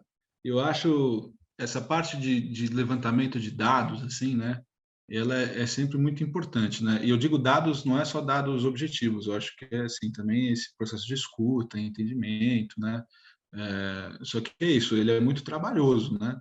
Então, você vê, teve que ter um esforço enorme de um Ministério da Cultura para conseguir articular ao longo de tantos meses para fazer disso uma primeira Conferência Nacional de Cultura, né? Eu acho assim, do ponto de vista da região metropolitana, o mais interessante, talvez, quer dizer, primeiro não tenho fórmula mágica aqui, né? Não sei, eu estou contribuindo aqui para a gente pensar alguma coisa, mas eu vejo muito assim a importância da comunicação, sabe? Em estabelecer uma comunicação. Em que sentido, assim? Eu vou dar um exemplo. Quando eu entrei em 2019 na secretaria, eu queria muito saber qual era a opinião dos frequentadores dos centros culturais e teatros, né? A gente tinha dados de público do tipo, esse evento teve tantas pessoas, esse evento veio tantas pessoas, que é ótimo, né? A gente sabe se está funcionando, se não está, se a capacidade está cheia ou não, mas eu queria saber assim, mas o cara está feliz, né? Ele gosta de ir no centro cultural? Quem é ele? Ele vem sempre, né?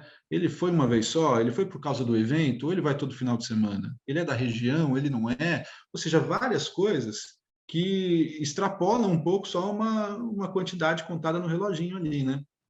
E aí eu fiz disso uma espécie de uma campanha, né? Então, a gente infelizmente teve que parar por causa que entrou a pandemia, a gente fechou os espaços, mas assim, era um cartaz que tinha em todos os espaços a mesma chamada, a mesma cor, a mesma coisa, e era assim a campanha Juntos pela Cultura, eu acho que a gente chamou, sabe?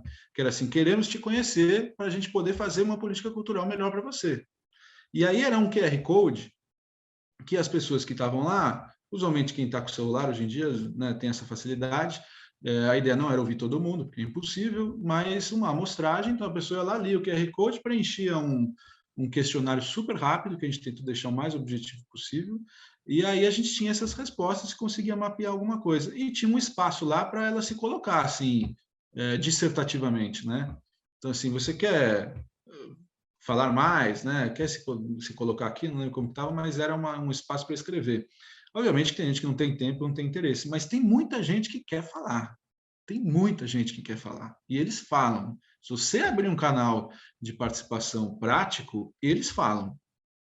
Escrevem do jeito deles e tal. Então, assim, dá para acreditar nesse tipo. Eu pensei na época, falei assim, eu vou ter pouco, ainda mais QR Code, quem que usa QR Code e tal, né? É uma dificuldade. Cara, me surpreendi, assim, em pouquíssimo tempo a gente teve centenas de respondentes, sabe? Então, assim, isso diz respeito ao quê? É uma comunicação clara, você assim, isso é uma campanha, tá aqui, tá lá, o cara vê aqui. De repente, na região metropolitana, é uma ação unificada, sabe? Tá no município de Santa Rita, como tá em Ribeirão, né? E aí disso fazer assim, ó, aí eu não sei, né? Aí essa metodologia, essa ferramental, se é um QR Code, se é uma coisa, um formulário, era um formulário Google, sabe? Que eu fiz na minha conta do Google, não era nem na prefeitura, né? Então, assim, é possível, sabe? A gente tem tecnologia para isso, né? Só que é isso também, precisa da mão na massa, né? Porque depois também tabular os dados, ler tudo, né? Tem que ter tempo, né? Aí tem que aproveitar isso, eu estou aproveitando que o Marco está aparecendo ali, aí você aproveita isso para fazer uma tese, uma dissertação.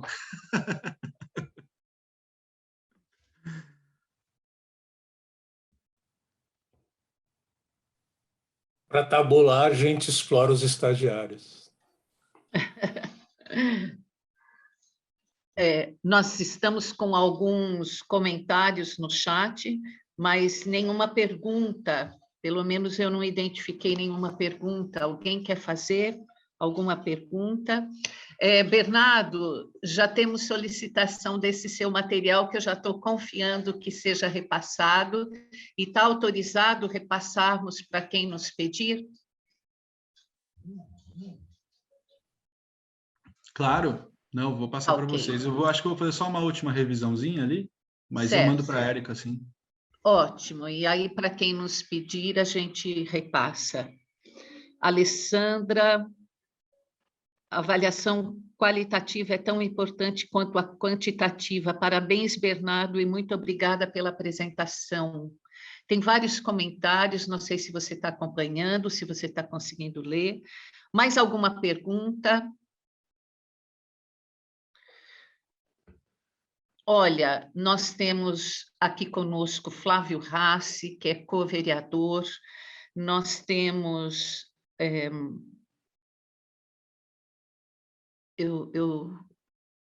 Depois, Rafa, se puder me ajudar aqui na apresentação das pessoas que estão no grupo. Hoje, a gente teve um retorno mais consistente de presença, o que é muito legal, e o que nos dá um direcionamento também para a organização dos nossos domingos, com essas reuniões formativas. Professor Marco quer fazer um comentário, Miriam. Vamos lá. Marco, com você. Oi, pessoal. Bom, o Bernardo, a gente tem uma relação aí formal de orientação, mas além disso a gente é amigo, interlocutor aí já há algum tempo, né? E essas questões de cultura sempre fazem a gente pensar, refletir muito, né? E eu vi aqui em alguns comentários no chat, né, a questão política que está por detrás disso, né? Então, a disputa ideológica, essas questões assim que não era o foco do Bernardo na apresentação dele hoje. Mas eu acho assim que como foi algo que suscitou bastante participação, bastante comentário das pessoas, então a minha proposta para o fórum é que a gente marque um outro papo desse para talvez discutir mais essa questão ideológica, essa questão da luta cultural, né? E aí já antecipadamente eu convido o Bernardo, acho que outras pessoas que poderiam, né, estar aqui dialogando com a gente, colaborando, né? Porque o Bernardo apareceu aqui, agora ele está atolado, né? Vai ser requisitado, aí vamos puxar ele para conversar e discutir com a gente. Era só isso. E, mais uma vez, agradecer ao Bernardo, né, por ter topado vir isso aqui. Já está teu ponto positivo no boletim, viu, Bernardo? Foi muito bom. Tá garantido. Né? E aí a gente vai, certo? Nossa, não sabia dessa relação, mas pelo aluno a gente vê o alcance do professor. Parabéns, Marco. Parabéns, Bernardo, pela sua trajetória cultural. Você comentou com a Érica que o motim foi uma espécie de dissidência também daquele movimento anterior. Fiquei super curiosa. Qualquer momento gostaria de saber a história. E também porque a minha trajetória está no teatro, então fiquei com muita vontade de estar mais próxima da tua. Estou esperando alguma pergunta, sempre pedindo para o Rafa aí me ajudar um comentário oral. Lívia? Não, eu só queria comentar sobre a pergunta da Érica também e o comentário do Bernardo, é que aqui a região metropolitana tem um diferencial, né? Porque a gente não tem uma instituição que representa, a gente não é, assim, você como poder público abrir um formulário e disponibilizar isso nos espaços que lhe dizem respeito ou parceiros, é uma forma de aplicar esse questionário, né? A gente é um coletivo cultural, né, com movimentação, mas a gente não tem essa institucionalidade ainda, ou se é que vamos ter um dia, né? Então, nossas dificuldades também, além, assim, a gente tem a tecnologia, mas a gente tem que ter a parceria com os gestores, né? Com a sociedade civil, então é um pouco diferente o funcionamento aqui de implementação disso, né? Ainda bem que a gente tem o professor aqui e a Érica nos ajudando junto a instituições de pesquisa, né? Mas o fórum é uma instituição que não tem essa institucionalidade assim, formal, né? Olivia, aproveitando aqui, até te respondendo, tem uma coisa, eu imagino também, e aí eu lembro muito dos meus tempos de estar ativo no Motim, né? Que era isso, era uma agremiação de produtores, artistas e tal, né? Que queriam discutir política cultural pública, né? Política, como fala, estruturante, né? Para a cidade e tal. E aí, é isso, como os contatos políticos que alguns tinham, a gente conseguia fazer algumas reuniões e tal. E aí a gente estabeleceu um projeto e que vingou e deu muito certo, e que foi custeado pelo governo do estado, né? Que a gente teve uma interlocução, então a gente conseguiu fazer e que era uma coisa assim, que não dizia respeito só ao Motim, mas dizia respeito à cidade, que era não é mapeamento, como que é? Dos teatros? Esqueci a palavra. Bom, mas é uma espécie de cartografia, desculpa. Uma cartografia dos teatros da cidade de São Paulo. Então, assim, não existiam dados de quantos teatros tinham, quantos eram públicos, quantos eram privados, quantos eram independentes, quantos eram patrocinados. E a gente falou assim, a gente quer fazer isso. Logicamente, a gente tinha que contratar um instituto de pesquisa que custava dinheiro. E aí a gente chegou para o governador, para o secretário de Cultura na época, que nos recebeu, e falou assim, a gente quer fazer isso. Para você é ótimo também, secretário. Não é só para a gente, sabe? E aí conseguimos. Ele aplicou a gente fez um projeto, teve lá um desenrolar burocrático, né? Mas descolamos uma verba direta do governo do estado e conseguimos fazer, sabe? Então, talvez isso, aproveitando os contatos políticos de cada um, a abertura que se tem para conversar sobre o fórum com essas instâncias no parlamento e tal, às vezes através de um vereador de alguma cidade, se chega a uma coisa possível, sabe? No sentido de recurso financeiro, né? Esse projeto de levantamento de dados, mapeamento que vocês comentaram, eu acho que pode ser super plausível, assim, sabe? Teve um momento que eu precisei sair, eu não sei se a Lívia comentou, que o fórum inscreveu-se num edital PROAC e nós estamos pleiteando uma verba para dar continuidade às nossas pesquisas. Então, nessa expectativa. Também registrando aqui a presença do Vladimir Veloso, que é presidente do Conselho de Política Cultural de Ribeirão Preto. E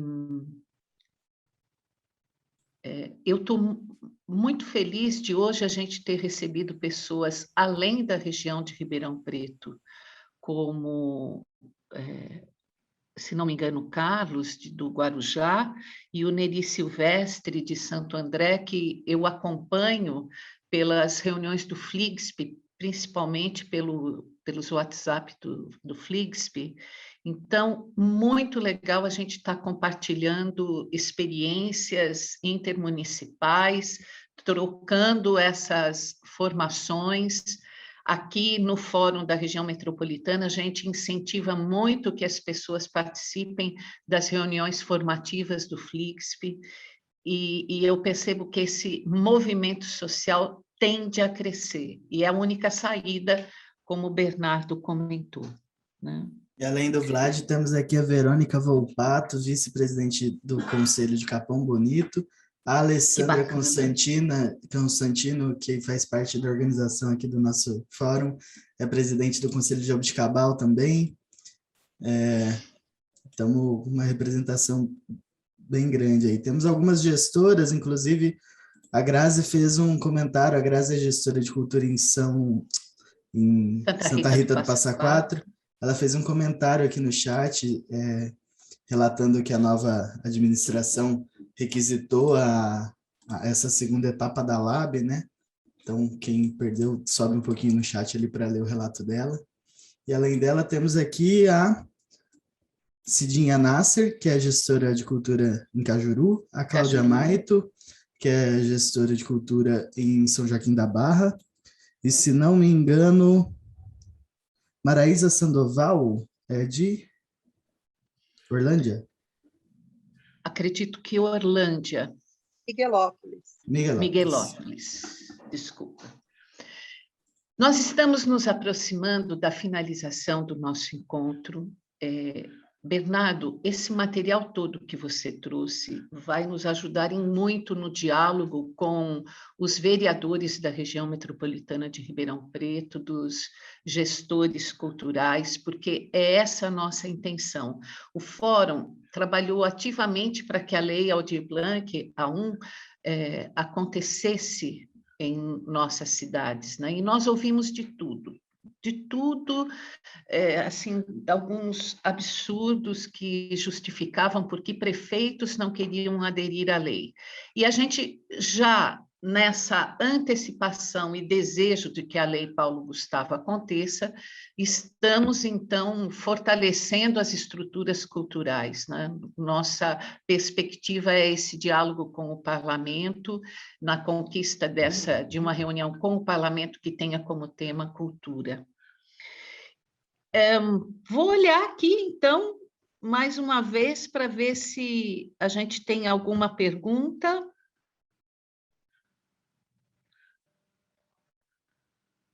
Temos aí, o Rafa é o super rápido da tecnologia. Rafa, acho que está conseguindo registrar os e-mails e celulares, né, que aparecem. Maria Ângela fez uma pergunta, mas está lá para cima. Mari, você quer fazer aqui? Maria Ângela também é conselheira. Oi, bom dia. Não, eu queria saber o seguinte, está havendo uma inversão, né, na cobrança do sistema, Bernardo. Uma luta que começou no governo federal, agora se inverte. Existe uma inversão dessa cobrança. Quais as complicações que isso pode trazer, ou quais as lutas que se anunciam com esta posição real agora, né?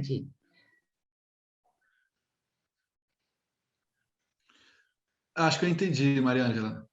Não, é uma boa observação sua, realmente, né? Quer dizer, a gente fala às vezes de demandas da sociedade para com o Estado e às vezes inverte e vem demandas do Estado para com a sociedade, assim, né?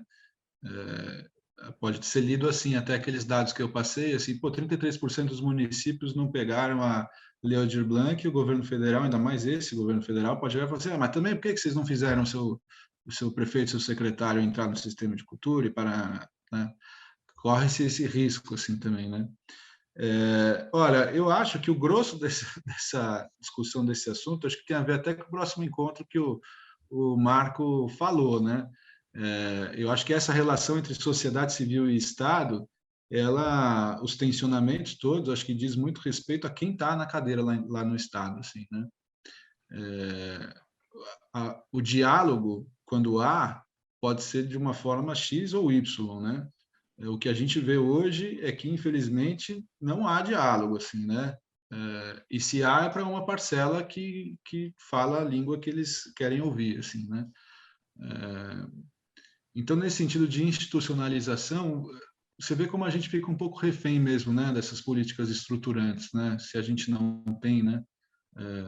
Eu não sei te responder, assim, quais seriam as dificuldades, mas eu acho que a gente está dentro o locus dessa discussão, eu acho que é muito isso, assim, sabe, o tensionamento que a gente tem com quem é governo, né.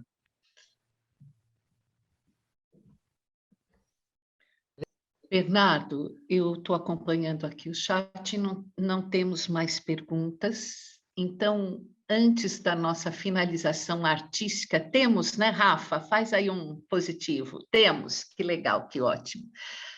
informando a todos que estão presentes que a gente tem se esforçado para fazer nossa abertura e nosso encerramento com apresentações artísticas. Por favor, quem é artista ou quem conhece grupo, artista, faz contato, manda o material para a gente poder apresentar aqui. Então, Bernardo, por favor, suas considerações finais. Eu agradeço novamente a todos vocês. Dá para ver que o papo aqui é de altíssima qualidade, bom humor. Acho que quando vocês estiverem de volta aos encontros presenciais, quando possível, eu acho que vão ser confraternizações muito boas. E eu lembro até agora, então, para fechar, uma frase que a Érica me escreveu nas trocas de e-mails, que é "Viva o interior", né? Então, parabéns pela iniciativa. E vou seguir, como o Marco sugeriu, vou tentar seguir mais vezes aí para a gente se encontrar mais vezes. Tá bom? Obrigado. Que ótimo. Muito obrigada, vai ser sempre bem-vindo. Gente, domingo maravilhoso, na companhia de todos e todas, uma bela presença aqui. Esse material vai repercutir muito. Esse fórum, ele tem um GT, por favor, só um segundo, quero deixar explícito.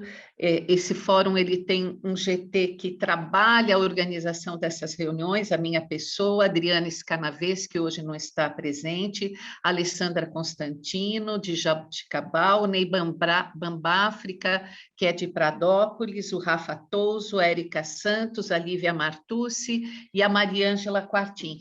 E as reuniões desse GT são abertas, quem queira participar mais ativamente desse motor, dessa engrenagem, por favor, manifeste-se, porque trabalho é o que não falta. Gente, já desejando um bom domingo a todo mundo. Rafa, está com você. A gente vai passar, então, o material cedido pela Cláudia, gestora lá de São Joaquim. Cláudia, eu queria que você citasse os artistas que participaram dessa... É uma homenagem que foi gravada em homenagem ao Dia do Rock. Cláudia, se estiver por aí, pudesse citar os artistas que aparecem, enquanto eu preparo aqui o vídeo. Oi, Rafa, tudo bem? Eu estou dentro do carro, mas eu já parei aqui para falar com vocês. No Dia do Rock, como a gente está muito impossibilitado, né, para carregar essas coisas, cultura, agora que já teve uma abertura maior aí, nós fizemos uma pequena homenagem ao pessoal do rock, e nós chamamos 3 pessoas de diferentes estilos, um violonista, um cantor e um guitarrista. Ali tem todo, no vídeo tem todo os nomes, tem os nomes deles. Quem apresentou foi o Irã, que não está com a gente hoje. O Irã tem uma reunião de família ali, ele já me avisou cedo. E tem o nome deles, eles são da cidade, são gente, assim, extremamente simples, que trabalham, que usam da música como arte, e a gente queria deixar uma pequena homenagem para vocês, tá bom? Para todo mundo.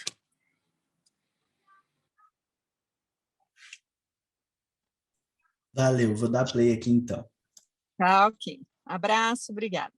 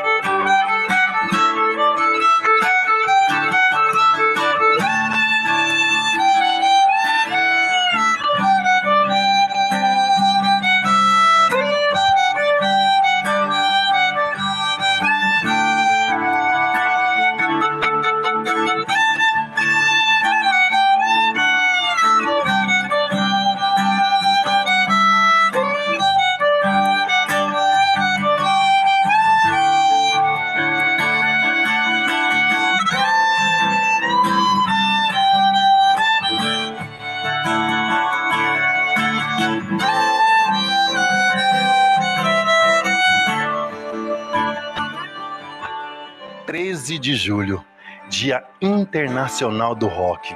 Rock foi difundido meados do século XX. Esse ritmo, ele revolucionou os jovens. Que coisa gostosa que até hoje, nós ouvimos muito rock. Nós estamos agora, nesse momento, ouvindo um clássico. Apesar de ser o Dia Mundial do Rock, você sabia que somente no Brasil se comemora o Dia do Rock nesse dia? Eu deixei pra trás os medos e os momentos errados. Me fez sentir o vento no meu rosto.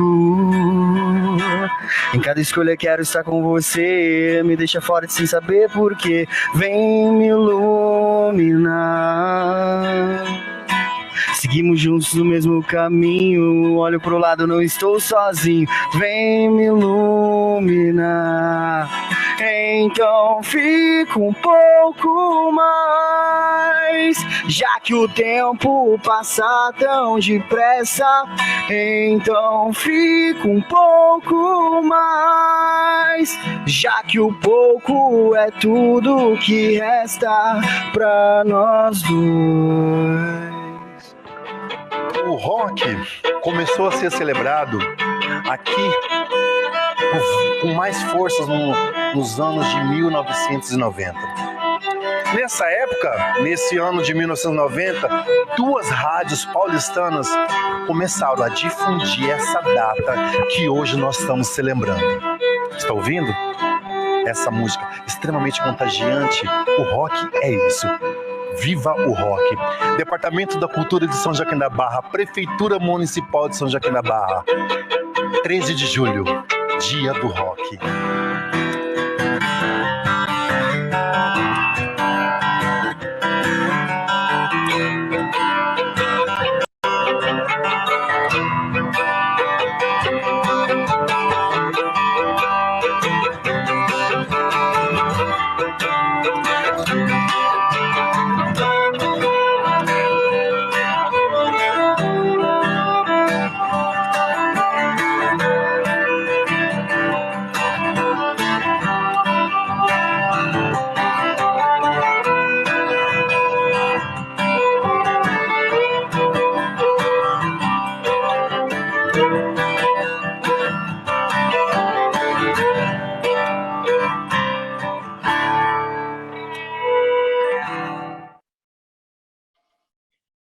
Gente, com essa amplitude, desde as meninas fulôs do pé vermelho até esse rock, a gente fica com essa sensação da grandiosidade da cultura que a gente luta e defende. Um beijo, bom domingo. Muito obrigada, Bernardo. E, começamos bem, temos toda uma tarde pela frente para ferver as ideias. Beijo.